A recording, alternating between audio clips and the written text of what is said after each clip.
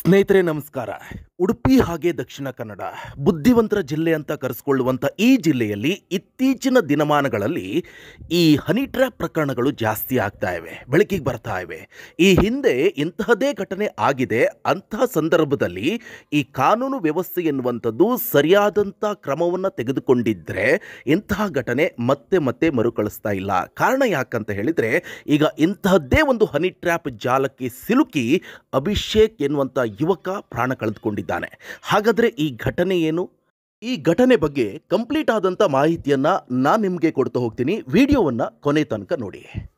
ಉಡುಪಿಯ ಬೆಳ್ಮಣ್ಣಿನಲ್ಲಿ ಅಭಿಷೇಕ್ ಎಂಬ ಯುವಕ ಹನಿ ಟ್ರ್ಯಾಪ್ಗೆ ಬಲಿಯಾಗಿ ಆತ್ಮಹತ್ಯೆ ಮಾಡಿಕೊಂಡಿದ್ದಾನೆ. ಮೃತರ ಸೂಸೈಡ್ ನೋಟ್ ಆಧರಿಸಿ 4 ವಿರುದ್ಧ ಎಫ್ಐಆರ್ ದಾಖಲಿಸಲಾಗಿದೆ. ಬ್ಲ್ಯಾಕ್ ಮೇಲ್ ಮತ್ತು ಹಣ ವಸೂಲಿಯ ಆರೋಪಗಳಿದ್ದು, ಈ ಬಗ್ಗೆ ಎಸ್ಪಿ ಕೆಲವೊಂದು ಮಾಹಿತಿಯನ್ನು ಈಗ ನೀಡಿದ್ದಾರೆ. ಈ ಪ್ರಕರಣದ ಬಗ್ಗೆ ಸಮಗ್ರ ತನಿಖೆ ನಡೆಸಲಾಗುವುದು ಅಂತ ಹೇಳಿದ್ದಾರೆ. ಈ ಪ್ರಕರಣದ ಹಿಂದಿರುವಂಥ ಜಾಲದ ಬಗ್ಗೆಯೂ ಕೂಡ ಸಾರ್ವಜನಿಕರು ಆತಂಕವನ್ನು ವ್ಯಕ್ತಪಡಿಸಿದ್ದಾರೆ. ಹೌದು, ಉಡುಪಿ ಜಿಲ್ಲೆಯ ಬೆಳ್ಮಣ್ಣ ಸೂರಜ್ ಕಂಫರ್ಟ್ಸ್ ಲಾಡ್ಜ್ನಲ್ಲಿ ಇತ್ತೀಚೆಗೆ ನಡೆದ ಒಂದು ದುರದೃಷ್ಟಕರ ಘಟನೆಯಲ್ಲಿ 25 ವರ್ಷದ ಅಭಿಷೇಕ್ ಎಂಬ ಯುವಕ ಆತ್ಮಹತ್ಯೆ ಮಾಡಿಕೊಂಡಿದ್ದಾನೆ. ನಿಟ್ಟೆ ಗ್ರಾಮದವರಾದ ಅಭಿಷೇಕ್ ಲೇಡಿ ಘೋಷನ್ ಆಸ್ಪತ್ರೆಯಲ್ಲಿ ಕೆಎಂಸಿ ಗುತ್ತಿಗೆ ಆಧಾರದ ಮೇಲೆ ತಂತ್ರಜ್ಞರಾಗಿ ಕಾರ್ಯವನ್ನು ನಿರ್ವಹಿಸ್ತಾ ಇದ್ದಾರೆ. ಈ ಆತ್ಮಹತ್ಯೆ ಹಿಂದೆ ಹನಿ ಟ್ರ್ಯಾಪ್ ಇದೆ ಎನ್ನುವಂಥ ಶಂಕೆ ಕೂಡ ವ್ಯಕ್ತವಾಗ್ತಾ ಇದೆ. ಕಾರಣ, ಅಭಿಷೇಕ್ ಸಾವಿಗೆ ಮುನ್ನ ಲೇಡಿ ಘೋಷನ್ ಆಸ್ಪತ್ರೆಯ ವಾಟ್ಸಪ್ ಗ್ರೂಪ್ನಲ್ಲಿ ಕೆಲವು ಧ್ವನಿ ಸಂದೇಶಗಳು, ಪಠ್ಯ ಸಂದೇಶಗಳು, ಸೂಸೈಡ್ ನೋಟ್ ಮತ್ತು ಒಂದು ವಿಡಿಯೋವನ್ನು ಹಂಚಿಕೊಂಡಿದ್ರು. ಈ ವಾಟ್ಸಪ್ ಗ್ರೂಪ್ ಸದಸ್ಯರು ನೀಡಿದ ಮಾಹಿತಿಯ ಆಧಾರದ ಮೇಲೆ ಪೊಲೀಸರು ಪರಿಶೀಲನೆಯನ್ನು ನಡೆಸಿದ್ದಾರೆ.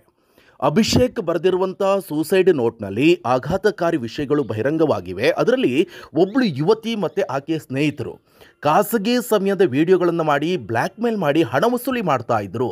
ಇದರ ಒತ್ತಡವನ್ನು ತಡೆದುಕೊಳ್ಳಲಾಗದೆ ಆತ್ಮಹತ್ಯೆ ಮಾಡಿಕೊಂಡಿದ್ದಾನೆ ಅಂತ ಹೇಳಲಾಗ್ತಾ ಇದೆ. ಇದೀಗ ಪೊಲೀಸರು ಆತ್ಮಹತ್ಯೆಗೆ ಪ್ರಚೋದನೆ ನೀಡಿದ ಆರೋಪದಡಿ 4 ಆರೋಪಿಗಳ ವಿರುದ್ಧ ಎಫ್ಐಆರ್ ಅನ್ನು ದಾಖಲು ಮಾಡಿಕೊಂಡಿದ್ದಾರೆ.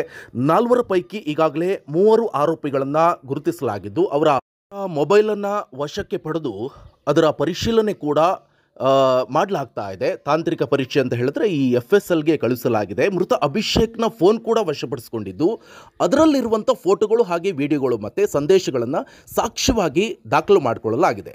ಇನ್ನು ಹೆಚ್ಚಿನ ವೈಜ್ಞಾನಿಕ ಸಾಕ್ಷಿಗಳಿಗಾಗಿ ಫೋನನ್ನು ವಿಧಿವಿಜ್ಞಾನ ಪ್ರಯೋಗಾಲಯಕ್ಕೂ ಕೂಡ ಕಳಿಸಿಕೊಡಲಾಗಿದೆ. ಸದ್ಯ ಈ ಪ್ರಕರಣದ ತನಿಖೆಯ ನೇತೃತ್ವವನ್ನು ಕಾರ್ಕಳದ ಸಹಾಯಕ ಪೊಲೀಸ್ ಅಧೀಕ್ಷಕ ಹರ್ಷ ಪ್ರಿಯಮದ ಅವರು ವಹಿಸಿದ್ದು, ಅಭಿಷೇಕ್ ಈ ಪೋಷಕರನ್ನು ಭೇಟಿ ಮಾಡಿ ಹೆಚ್ಚಿನ ಮಾಹಿತಿಯನ್ನು ಕೂಡ ಸಂಗ್ರಹ ಮಾಡಿಕೊಳ್ತಿದ್ದಾರೆ. ಸೂಸೈಡ್ ನೋಟ್ನಲ್ಲಿ ಉಲ್ಲೇಖಿಸಿರುವಂಥ ಇತರ ವ್ಯಕ್ತಿಗಳು ಹಾಗೆ ಮೃತರೊಂದಿಗೆ ಕೆಲಸ ಮಾಡಿದವರು ಮತ್ತು ಆರೋಪಿಯ ಯುವತಿಯ ಸ್ನೇಹಿತರು ಸೇರಿದಂತೆ ಹಲವರನ್ನು ವಿಚಾರಣೆಗೆ ಈಗಾಗಲೇ ಪಡಿಸಲಾಗುತ್ತಿದೆ. ಜೊತೆಗೆ ಈ ಪ್ರಕರಣದ ಗಂಭೀರತೆಯನ್ನು ಮನಗಂಡಂಥ ವಿಶ್ವಕರ್ಮ ಒಕ್ಕೂಟ ಹಾಗೆ ರಾಜಕೀಯ ಮುಖಂಡರು ಮತ್ತು ಇತರ ಸಂಘಟನೆಗಳು ಸಮಗ್ರ ತನಿಖೆಗೆ ಒತ್ತಾಯವನ್ನು ಮಾಡಿ ಮನವಿಯನ್ನು ಕೂಡ ಸಲ್ಲಿಕೆ ಮಾಡಿದ್ದಾರೆ.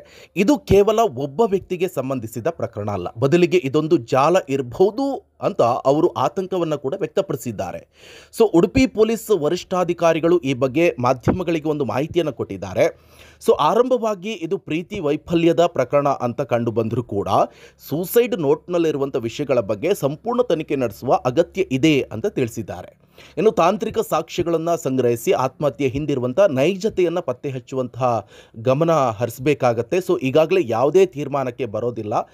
ಆತ್ಮಹತ್ಯೆಗೆ ಪ್ರಚೋದನೆ ನೀಡಿದವರು ಯಾರೇ ಇದ್ದರೂ ಕೂಡ ಅವರ ವಿರುದ್ಧ ಕಾನೂನು ಕ್ರಮ ಜರುಗಿಸಲಾಗುವುದು ಅಂತ ಭರವಸೆ ಕೊಟ್ಟಿದ್ದಾರೆ. ತನಿಖೆ ಪಾರದರ್ಶಕವಾಗಿ ನಡೆಯಲಿದೆ ಅಂತ ಅವರು ಹೇಳಿದ್ದಾರೆ. ಪಾರದರ್ಶಕವಾಗಿ ನಡಿಬೇಕಾಗತ್ತೆ. ಈ ಹಿಂದೆ ಆತ ಡೆತ್ ನೋಟನ್ನು ಬರೆದಂಥ ಸಂದರ್ಭದಲ್ಲಿ ಸಾಕಷ್ಟು ಹೇಳಿಕೆಗಳನ್ನು ಅದರಲ್ಲಿ ಉಲ್ಲೇಖ ಮಾಡಿದ್ದಾನೆ. ಅಂದರೆ ಡೆತ್ ನೋಟ್ನಲ್ಲಿ ಪೊಲೀಸ್ ವ್ಯವಸ್ಥೆ ಇರ್ಬೋದು, ರಾಜಕಾರಣಿಗಳಿರ್ಬೋದು, ತಾನೇನಾದರೂ ಬದುಕೋ ಆಸೆ ಇದೆ, ಬದುಕಿದ್ರೆ ಇವ್ರು ನನ್ನ ಬದುಕೋಕೆ ಬಿಡೋದಿಲ್ಲ. ಅವರಿಗೆ ದೊಡ್ಡ ದೊಡ್ಡ ಇನ್ಫ್ಲುಯೆನ್ಸ್ ಇದೆ, ರಾಜಕೀಯ ಮುಖಂಡರ ಕಾಂಟ್ಯಾಕ್ಟ್ ಇದೆ, ಅವರು ಪೊಲೀಸ್ ಕೇಸ್ ಹಾಕಿ ನನ್ನನ್ನು ವಾಪಸ್ ಮತ್ತೆ ಜೈಲಿಗೆ ಹಾಕುವಂಥ ಸಾಧ್ಯತೆ ಇದೆ ಅಂತ ಒಂದಿಷ್ಟು ಆತಂಕಗಳನ್ನು ಕೂಡ ವ್ಯಕ್ತಪಡಿಸಿದ್ದಾನೆ. ಒಂದಿಷ್ಟು ವಿಚಾರಗಳು ಕೂಡ ಕಣ್ಣೀರು ಬರ್ಸತ್ತೆ. ಯಾಕಂತ ಹೇಳಿದ್ರೆ ಆತ ಸಾಯೋಕ್ಕಿಂತ ಮುಂಚೆ ಸ್ಲೀಪಿಂಗ್ ಟ್ಯಾಬ್ಲೆಟ್ ತೊಗೊಂಡು ನಾನು ಸಾಯಬೇಕಂತ ಅಂದ್ಕೊಂಡಿದ್ದೀನಿ, ಆದರೆ ಅಂಗಾಂಗ ಸಮಸ್ಯೆ ಆಗುತ್ತೆ, ಬೇರೆ ಯಾರಿಗೂ ಕೂಡ ಅದನ್ನು ದಾನ ಮಾಡೋಕ್ಕಾಗಲ್ಲ. ಆ ನಿಟ್ಟಿನಲ್ಲಿ ನಾನು ನೇಣು ಹಾಕ್ಕೊಂಡು ಸತ್ತೋಗ್ತೀನಿ ಅಂತ ಹೇಳಿದ್ದಾನೆ. ಹಾಗೆ ಸತ್ತೋಗ್ಬಿಟ್ಟಿದ್ದಾನೆ. ಆದರೆ ಇವೆಲ್ಲವೂ ಕೂಡ ಆ ಡೆತ್ ನೋಟಲ್ಲಿ ಬರೆದಿರುವಂಥದ್ದು ನಿಜ ಆಗಿದ್ದರೆ ಅದೆಲ್ಲವನ್ನು ಕೂಡ ತನಿಖೆ ನಡೆಸಬೇಕಾಗತ್ತೆ. ತಪ್ಪಿತಸ್ಥರಿಗೆ ಕಠಿಣ ಶಿಕ್ಷೆ ನೀಡಬೇಕಾಗತ್ತೆ. ನೀಡದೆ ಹೋದಲ್ಲಿ ಬುದ್ಧಿವಂತರ ಜಿಲ್ಲೆ ದಡ್ಡರ ಜಿಲ್ಲೆ ಆಗುತ್ತೆ. ಅಲ್ಲಿರುವಂಥ ಸಂಘ ಸಂಸ್ಥೆಗಳಿರ್ಬೋದು, ರಾಜಕೀಯ ಮುಖಂಡರು ಎಲ್ಲರೂ ಕೂಡ ಎಚ್ಚೆತ್ಕೊಳ್ಬೇಕಾಗತ್ತೆ. ಇದ್ರ ಬಗ್ಗೆ ದೊಡ್ಡ ಮಟ್ಟದ ಕ್ಯಾಂಪೇನ್ ನಡೆಸಬೇಕಾಗತ್ತೆ, ಧ್ವನಿಗೂಡಿಸ್ಬೇಕಾಗತ್ತೆ. ಅಲ್ಲಿರುವಂಥ ಎಲ್ಲರೂ ಕೂಡ ಧ್ವನಿಗೂಡಿಸ್ಬೇಕಾಗತ್ತೆ, ಪ್ರಜ್ಞಾವಂತ ನಾಗರಿಕರು. ಕಾರಣ ಇದನ್ನು ಹೀಗೆ ಬಿಡ್ತಾ ಹೋದರೆ ಮುಂದೊಂದು ದಿವಸ ಇಡೀ ಸಮಾಜಕ್ಕೆ ಕಂಟಕ, ಇಡೀ ಸಮಾಜಕ್ಕೆ ಕಂಟಕ. ಇವರು ಈಗ ಬೇರೆಯವ್ರ ಜೊತೆ ವಿಡಿಯೋ ಮಾಡಿದ್ದು ಕೂಡ ವೈರಲ್ ಆಗ್ತಾ ಇದೆ, ಸಾಕಷ್ಟು ವೈರಲ್ ಆಗ್ತಾ ಇದೆ. ಟ್ರೋಲ್ ಪೇಜಲ್ಲೂ ಕೂಡ ನಾವು ನೋಡ್ತಾ ಇದ್ವಿ ಬೇರೆ ಬೇರೆ ವೀಡಿಯೋಸ್ಗಳು. ಏನು ಈಕೆ ತಪ್ಪು ಮಾಡಿದ್ಲಲ್ಲ, ಆಕೆ ವೀಡಿಯೋಸ್ಗಳು ಹರಿಬಿಡ್ಲಾಗ್ತಾ ಇದೆ. ಸೊ ನೋಡಿ, ಇದನ್ನೇ ಇಟ್ಕೊಂಡು ಇವರು ಬ್ಲ್ಯಾಕ್ ಮೇಲ್ ಮಾಡ್ತಾ ದುಡ್ಡು ಮಾಡ್ತಾ ಇದ್ದಾರೆ. ಈತನ ಹತ್ರನೇ 20 ಲಕ್ಷ ನೀನು ಕೊಟ್ಟರೆ ನಾವೇನು ಮಾಡಲ್ಲ, ನಿನ್ನ ಪಾಡಿಗೆ ನಿನ್ನ ಬಿಟ್ಬಿಡ್ತೀವಿ ಅಂತ ಹೇಳಿದರು. ಆದರೆ ಈಗಾಗಲೇ 3-4 ಲಕ್ಷ ಪಡೆದುಕೊಂಡಾಗಿದೆ ಆತನಲ್ಲಿ. ಸೊ ಆತನ ಎಲ್ಲಿಂದ ತಗೊಂಡು ಬರ್ತಾನೆ? ಇರೋದೊಂದು ಸಣ್ಣ ಕೆಲಸ, ಇಲ್ಲಿ ಮನೆಯಲ್ಲಿ ಸಂಸಾರ ಇದೆ, ತಂದೆ ಇರ್ತಾರೆ, ತಮ್ಮ ಇರ್ತಾರೆ, ಅವರಿಗೂ ಕೂಡ ಸಮಸ್ಯೆ ಆಗ್ತಾ ಇದೆ ಅಂತ. ಜೊತೆಗೆ ಈತನ ಸ್ನೇಹಿತ ಒಬ್ಬ ಇದನ್ನು 2 ವರ್ಷದಿಂದ ಕಾಣೆಯಾಗಿದ್ದಾನಂತೆ, ತೇಜು ಅಂತ. ಆತನ ಹುಡುಕುವಂಥ ಪ್ರಯತ್ನ ಕೂಡ ಆಗಿಲ್ಲ. ಯಾವುದು ಹಾಗಾದರೆ ಇದು ಪ್ರಕರಣ? ಯಾರ ಕೈವಾಡ ಇದೆ? ಅಲ್ಲಿರುವಂಥ ಬಲಿಷ್ಠ ರಾಜಕಾರಣಿಗಳ ಕೈವಾಡ ಇದೆಯಾ? ಹಾಗಾದರೆ ಬನ್ನಿ, ಎಲ್ಲ ಸಂಘ ಸಂಸ್ಥೆಗಳು ಬಂದು ಇದ್ರ ಬಗ್ಗೆ ಹೋರಾಟವನ್ನು ನಡೆಸಬೇಕಾಗತ್ತೆ. ನಾಳೆ ನಿಮ್ಮ ಮಕ್ಕಳಿಗೂ ಕೂಡ ತೊಂದರೆ ಬರಬಹುದು. ಈ ಏಜ್ ಎನ್ನುವಂಥದ್ದು 25, 26, 27 ಅಲ್ಲ, ಯಾರನ್ನ ಬೇಕಾದ್ರೂ ಬೇರೆ ಥರ ಆಗುತ್ತೆ. ಆತ ಏನು ತಪ್ಪು ಮಾಡಿದ್ದನು ಅಂತಲ್ಲ, ತಪ್ಪು ಮಾಡಿರ್ತಾರೆ. ಆದರೆ ದೊಡ್ಡ ದೊಡ್ಡ ರಾಜಕಾರಣಿಗಳು ಕೂಡ ಇಂಥ ತಪ್ಪು ಮಾಡ್ತಾರೆ. ಅವ್ರದ್ದು ಕೂಡ ದೊಡ್ಡ ದೊಡ್ಡ ರಾಸಲೀಲೆ ವೀಡಿಯೋಗಳು ಕೂಡ ಹರಿಬಿಟ್ಟಿದ್ದಂತ ನಾವು ನೋಡಿದ್ವಿ. ಅಂಥದ್ರಲ್ಲಿ ಈ ಏಜಲ್ಲಿ, ಈತನ ಏಜ್ ಕೂಡ ಚಿಕ್ಕದು, ಆ ಏಜಲ್ಲಿ ಅದೆಲ್ಲ ಆಗೋದು ಕಾಮನ್ನು. ಅದನ್ನೇ ಬಳಸ್ಕೊಂಡು ಹಣ ಮಾಡ್ತಾ ಇರುವಂಥ ಈ ದಂಧೆಯನ್ನು ನಿಲ್ಲಿಸಬೇಕಾಗತ್ತೆ. ಇಲ್ಲ ಅಂತ ಹೋದಲ್ಲಿ ಅಲ್ಲಿರುವಂಥ ದೊಡ್ಡ ದೊಡ್ಡ VIP ಗಳಿಗಿರ್ಬೋದು, ರಾಜಕಾರಣಿಗಳಿಗಿರ್ಬೋದು, ಎಲ್ರಿಗೂ ಕೂಡ ಸಮಸ್ಯೆ ಆಗುತ್ತೆ. ಅದ್ರ ಬಗ್ಗೆ ದೊಡ್ಡ ಉಗ್ರ ಹೋರಾಟವನ್ನು ನಡೆಸಬೇಕಾಗತ್ತೆ. ಅದು ಯಾರೇ ಇರಲಿ ಅಥವಾ ಯಾವಳೇ ಇರಲಿ, ಅಂಥವರನ್ನು ಒದ್ದು ಒಳಗಡೆ ಹಾಕಬೇಕಾಗತ್ತೆ. ಅಂಥ ಜಾಲವನ್ನು ಕಂಡುಹಿಡಿದು ಅವ್ರನ್ನ ಒಳಗಡೆ ಹಾಕಬೇಕಾಗತ್ತೆ. ಇದಕ್ಕೆ ಸಪೋರ್ಟ್ ಮಾಡ್ತಾ ಇರುವಂಥ ರಾಜಕಾರಣಿಗಳನ್ನು ಕೂಡ ಒದ್ದು ಒಳಗಡೆ ಹಾಕಬೇಕು. ಸೊ ಇವರು ಬೇರೆ ಬೇರೆ ದೇಶಕ್ಕೆ, ಅಂದರೆ ಹೊರದೇಶಕ್ಕೂ ಕೂಡ ಈ ವಿಡಿಯೋಗಳನ್ನು ರಫ್ತು ಮಾಡ್ತಾ ಇದ್ದಾರಂತೆ. ಅವ್ರ ಜೊತೆ ಇರುವಂತಹ ಹಾಸ್ಟೆಲಲ್ಲಿ ಇರುವಂತಹ ಅವ್ರ ಜೊತೆ ಯಾರು ಇದ್ದಾರಲ್ವ, ರೂಮ್ ಶೇರ್ ಮಾಡಿಕೊಂಡು ಅವರು ಬಟ್ಟೆ ಬದಲಾಯಿಸುವಂಥ ವಿಡಿಯೋಗಳನ್ನು ಕೂಡ ಮಾಡಿ ಇವರು ಎಕ್ಸ್ಪೋರ್ಟ್ ಮಾಡ್ತಾ ಇದ್ದಾರಂತೆ ಔಟ್ ಆಫ್ ಕಂಟ್ರಿಗೆ. ಸೊ ಅದನ್ನೆಲ್ಲವೂ ಕೂಡ ಅಲ್ಲಿ ಡೆತ್ ನೋಟಲ್ಲಿ ಬರ್ತಿದ್ದಾನೆ ಅಭಿಷೇಕ್ ಎನ್ನುವಂಥ ವ್ಯಕ್ತಿ, ಯಾರು ಸೂಸೈಡ್ ಮಾಡ್ಕೊಂಡಿದ್ದಲ್ಲ ಆ ವ್ಯಕ್ತಿ. ಸೊ ಕಂಪ್ಲೀಟ್ ಡೀಟೇಲ್ಸ್ ಅದರಲ್ಲಿ ನಿಮಗೆ ಸಿಗ್ಬೋದು. ಆ ಡೆತ್ ನೋಟನ್ನು ಕೂಡ ನಾನು ಹಾಕ್ತೀನಿ, ಅದನ್ನ ನೋಡ್ಬೋದು, ನೀವು ಕಂಪ್ಲೀಟಾಗಿ ಓದ್ಬೋದು.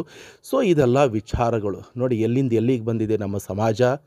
ದುಡ್ಕೊಂಡು ತಿನ್ನೋಕ್ಕಾಗೋದಿಲ್ಲ, ಮೈ ಬಗ್ಗಿಸಿ ದುಡಿದು ಕೆಲಸ ಮಾಡಿ ತಿನ್ನೋಕ್ಕಾಗಲ್ಲ. ಹೆಣ್ಣಂದ ಮಾತ್ರಕ್ಕೆ ಏನು ಬೇಕಾದರೂ ಮಾಡೋದು ನಡೆಯುತ್ತೆ. ಇವಾಗಿನ ಸಮಾಜದಲ್ಲಿ ಒಂದು ಕಣ್ಣೀರು ಹಾಕಿಬಿಟ್ರೆ ಮುಗಿದೋಗ್ಬಿಡ್ತು. ಎಲ್ಲರೂ ಬಂದ್ಕೊಂಡು ಜೈ ಜೈ ಜೈ ಅಂತ ಹೆಣ್ಣಿಗೆ ಸಪೋರ್ಟ್ ಮಾಡ್ತಾರೆ. ದಯಮಾಡಿ ಸಮಾನತೆ ಇದೆ ಅಲ್ವಾ, ಹುಡುಗರಿಗೆ ಸಮಾನತೆ ಎಷ್ಟಿದೆ ಅಂತ ಹೇಳಿಕೊಂಡು, ಹುಡುಗರು ಮೇಲು ಅಂತ ಹೇಳಿಕೊಂಡು ಸಮಾನತೆ ಬೇಕಂತ ಹುಡುಗಿರು ಬಂದ್ರಲ್ವಾ. ಸೊ ಹುಡುಗರು ಸಮಾನರು, ಹುಡುಗನಿಗೂ ಸಪೋರ್ಟ್ ಆಗಿ ಬನ್ನಿ. ಎಲ್ಲ ಸಂಘ ಸಂಸ್ಥೆಗಳಿರ್ಬೋದು, ಎಲ್ಲರೂ ಬನ್ನಿ. ಯಾಕಂತ ಹೇಳಿದರೆ ಈತನ ಬೇರೆ ಏನೋ ವ್ಯವಹಾರಕ್ಕಲ್ಲ ಇಲ್ಲಿ ಆಗ್ತಾ ಇರುವಂಥದ್ದು. ಈತನಿಗೆ ಒಬ್ಬನಿಗೆ ಮಾತ್ರ ಸಮಸ್ಯೆ ಅಲ್ಲ, ಇಡೀ ಸಮಾಜಕ್ಕೆ ಸಮಸ್ಯೆ ಆಗ್ತಾ ಇದೆ. ನೀವೆಲ್ಲರೂ ಸಮಾಜಕ್ಕೋಸ್ಕರ ಧ್ವನಿ ಎತ್ತೋದೇ ಹೌದಾದರೆ ನೀವೆಲ್ಲರೂ ಕೂಡ ಬರಬೇಕಾಗತ್ತೆ. ಸಮಾಜಕ್ಕೋಸ್ಕರ ಧ್ವನಿ ಎತ್ತೋರು ಮುನ್ನೆಲೆಗೆ ಬನ್ನಿ. ಯಾವ್ಯಾವುದೋ ವಿಚಾರವನ್ನು ಹಿಡಿದುಕೊಂಡು ನೀವು ರಾಜಕಾರಣ ಮಾಡ್ತೀರಲ್ವ, ಇದನ್ನು ಹಿಡ್ಕೊಂಡು ರಾಜಕಾರಣ ಮಾಡಿ, ಇದನ್ನು ಹಿಡ್ಕೊಂಡು ರಾಜಕಾರಣ ಮಾಡಿ. ನಾಳೆ ನಿಮ್ಮ ಮಕ್ಕಳಿಗೋ ನಿಮ್ಮ ಮುಂದಿನ ಪೀಳಿಗೆಗೆ ಹೆಲ್ಪ್ ಆಗುತ್ತೆ. ಈ ವೃತ್ತಿ ಪ್ರವೃತ್ತಿ ಇದೇ ಕಂಟಿನ್ಯೂ ಹಾಕ್ಕೊಂಡು ಹೋದರೆ ನಾಳಿನ ದಿವಸ ನಿಮ್ಮ ಮಕ್ಕಳು ಅಥವಾ ನಿಮ್ಮ ಸಂಸಾರದಲ್ಲಿ ನಿಮ್ಮ ಕುಟುಂಬದ ವರ್ಗದವರಿಗೆ ಸಮಸ್ಯೆ ಆಗಬಹುದು. ಸೊ ಈ ನಿಟ್ಟಿನಲ್ಲಿ ಯಾರೆಲ್ಲ ಈಗ ಇದೇ ಥರ ಹನಿ ಟ್ರ್ಯಾಪುಗೆಲ್ಲ ಹೌದಾಗಿದ್ದರೆ ಅವರು ಪೊಲೀಸ್ ಸ್ಟೇಷನಿಗೆ ಹೋಗಿ ಕಂಪ್ಲೇಂಟ್ ಕೊಡಿ.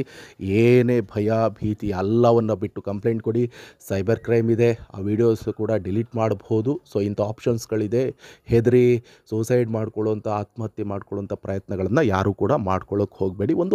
ಒಂದೊಳ್ಳೆ ಸಮಾಜಕ್ಕೆ ಸಂದೇಶ ಕೊಡುವಂಥ ನಿಟ್ಟಿನಲ್ಲಿ ನಾನು ಈ ಅಂದರೆ ವಿಡಿಯೋ ಮಾಡ್ತಾ ಇದ್ದೇನೆ. ಆತನ ಸಾವಿಗೆ ನ್ಯಾಯ ಸಿಗಬೇಕು. ಜಸ್ಟಿಸ್ ಫಾರ್ ಅಭಿಷೇಕ್ ಆಚಾರ್ಯ ನೀವೆಲ್ಲರೂ ಕೂಡ ಕ್ಯಾಂಪೇನ್ ಮಾಡಿ, ದೊಡ್ಡ ಮಟ್ಟದ ಹ್ಯಾಶ್ಟ್ಯಾಗ್ ಕ್ಯಾಂಪೇನ್ ಮಾಡಿ, ಆತನ ಸಾವಿಗೆ ನ್ಯಾಯ ಸಿಗಲಿ, ಆತನ ಆತ್ಮಕ್ಕೆ ಶಾಂತಿ ಸಿಗಲಿ. ಆತ್ಮಕ್ಕೆ ಶಾಂತಿ ಸಿಗಬೇಕಂತ ಹೇಳಿದ್ರೆ ಫಸ್ಟ್ ಆತನ ಸಾವಿಗೆ ನ್ಯಾಯ ಸಿಗಬೇಕಾಗತ್ತೆ. ಆರೋಪಿಗಳನ್ನು ಒದ್ದು ಒಳಗಡೆ ಹಾಕಿ, ಅವರು ಯಾರೇ ಆಗಿರಲಿ, ಎಷ್ಟೇ ಬಲಿಷ್ಠರಾಗಿರಲಿ, ಅವರ ವಿರುದ್ಧ ಕಠಿಣ ಕ್ರಮ ಆಗಬೇಕಾಗತ್ತೆ. ಆ ನಂತರ ಆತನ ಸಾವಿಗೆ ನ್ಯಾಯ ಸಿಕ್ಕಂಥ ಸಂದರ್ಭದಲ್ಲಿ ಆತನ ಆತ್ಮಕ್ಕೂ ಕೂಡ ಶಾಂತಿ ಸಿಗುತ್ತೆ. ವೀಕ್ಷಕರೇ, ವಿಡಿಯೋ ಇಷ್ಟ ಆದರೆ ಲೈಕ್ ಮಾಡಿ, ಹಾಗೆ ಯೂಟ್ಯೂಬನ್ನು ಸಬ್ಸ್ಕ್ರೈಬ್ ಆಗಿ, ಫೇಸ್ಬುಕ್ಕನ್ನು ಫಾಲೋ ಆಗಿ, ನಿಮ್ಮ ಅಭಿಪ್ರಾಯವೇನಿದೆ ಅದನ್ನು ಕಮೆಂಟ್ ಮೂಲಕ ತಿಳಿಸಿ. ಧನ್ಯವಾದ.